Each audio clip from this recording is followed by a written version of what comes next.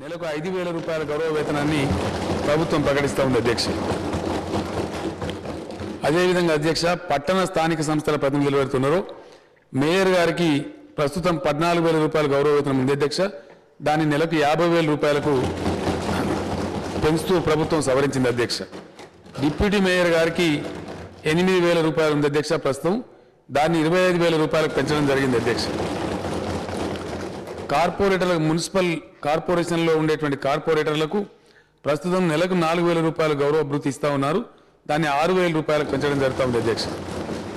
Special grade municipality chairperson ప్రత్యేక grade మున్సిపాలిటీకి ప్రస్తుతం 10,000 రూపాయలు ఉంది అధ్యక్ష. దాన్ని 15,000 రూపాయలకు పెంచడం జరుగుతూ ఉంది. ఇతర మున్సిపాలిటీలకు చెందినటువంటి చైర్పర్సన్స్ అందరికీ కూడా ప్రస్తుతం 5,000 రూపాయలు ఉంది అధ్యక్ష. దాన్ని 7,500 రూపాయలకు పెంచడం జరుగుతూ ఉంది. ఇతర వైస్ చైర్పర్సన్స్ అందరికీ కూడా ప్రస్తుతం 3,200 రూపాయలు ఉంది అధ్యక్ష.